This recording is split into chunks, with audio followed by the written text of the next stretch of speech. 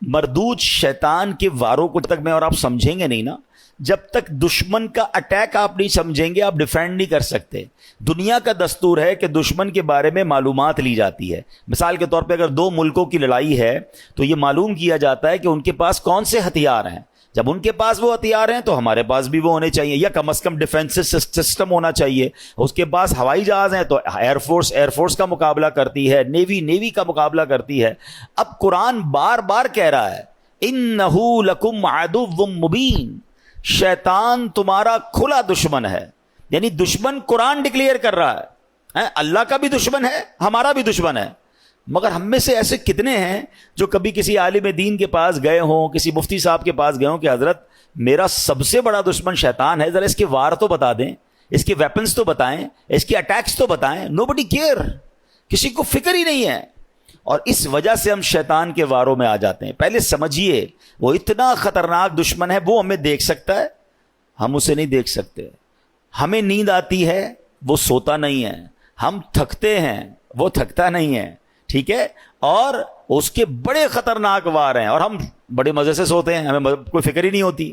Try to understand, چونکہ وہ مردود ہوا ہے نا اللہ کی بارگاہ سے۔ وہ بھی تو پہلے سے مردود تو نہیں تھا، وہ تو جنت کا خزانچی تھا، فرشتوں کا استاد تھا۔ اب اس کی ڈیزائر یہ ہے، وہ یہ چاہتا ہے کہ اگر میں نے جہنم میں جانا ہے تو میں نے باقی مسلمانوں کو بھی لے کے جانا ہے، تو وہ اپنے وار کر رہا ہوتا ہے۔ اب ذرا اس کے میں آپ کو کیٹیگری بتاتا ہوں کہ وہ مردود کتنا ہے، کتنا شاطر ہے، کتنا مکار ہے، اور وہ چاہتا کیا ہے۔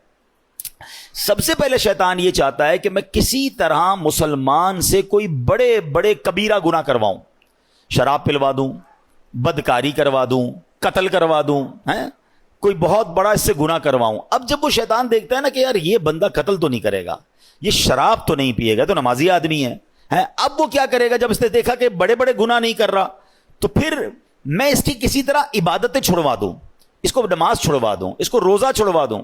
اب شیطان دیکھتا ہے نہیں، نماز بھی نہیں چھوڑ رہا ہے، نمازیں بھی پڑھ رہا ہے، روزے بھی رکھ رہا ہے، یہ مایوس نہیں ہوتا۔ پھر کیا کرے گا؟ چلو کم از کم اس کی جماعت چھڑوا دوں، فرض پڑھ رہا ہے نا، جماعت سے نہ پڑھے تاکہ اس کا ثواب کم ہو جائے۔ وہ حضرت امیر معاویہ والا واقعہ یاد ہوگا آپ میں سے کسی نے سنا ہو کہ ایک بار حضرت امیر معاویہ رضی اللہ عنہ فجر کا وقت تھا، آرام کر رہے تھے، آپ کو آواز آئی کہ حضرت اٹھ جائیے، تو آپ بیدار ہوئے تو آپ نے دیکھا رائٹ لیفٹ کوئی بندہ ہی نظر نہیں آ رہا۔ آپ نے کہا کون ہے جس نے مجھے اٹھایا؟ شیطان۔ تو کیا کبھی شیطان بھی نماز کے لیے اٹھاتا ہے؟ کہ حضرت بات یہ ہے کہ کچھ دنوں پہلے آپ سوتے رہ گئے تھے، آپ کی فجر کی جماعت چلی گئی، آپ نے بڑے آنسو بہائے، میں نے اللہ کے فرشتوں کو سنا کہ اللہ نے حضرت امیر معاویہ رضی اللہ عنہ کی آہوزاری کے سبب انہیں 700 نمازوں کا ثواب عطا فرما دیا۔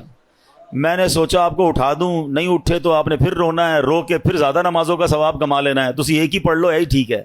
تو آپ اس کی مکاری سمجھیں کہ وہ زیادہ ثواب نہ مل جائے مجھے، آپ کو وہ ہماری جماعت چھڑوا دے گا۔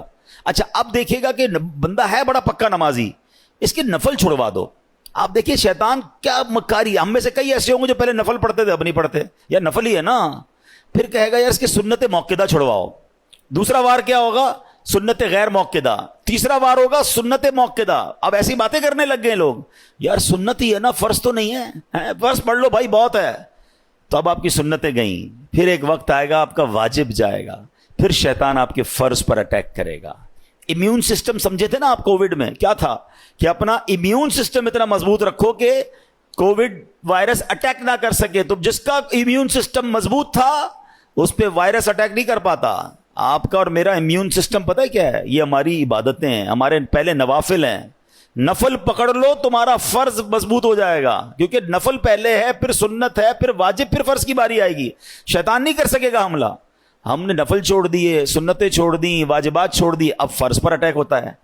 اچھا پھر یہ مردود کیا کرتا ہے؟ دیکھتا ہے نہ یہ نمازیں چھوڑ رہا ہے، نہ یہ روزے چھوڑ رہا ہے، اچھا یہ صدقے بھی نہیں چھوڑ رہا۔ صدقے پتہ کیسے چھوڑواتا ہے؟ دل میں خوف ڈالتا ہے، یار زکوٰۃ دو گے تو پیسے کم ہو جائیں گے، زکوٰۃ کے علاوہ دینے کی کیا ضرورت ہے؟ زکوٰۃ دے دی بڑی بات ہے بھائی، اب کیا صدقہ دینا، اتنا مہنگا جانور قربانی کی کرنے کی کیا ضرورت ہے؟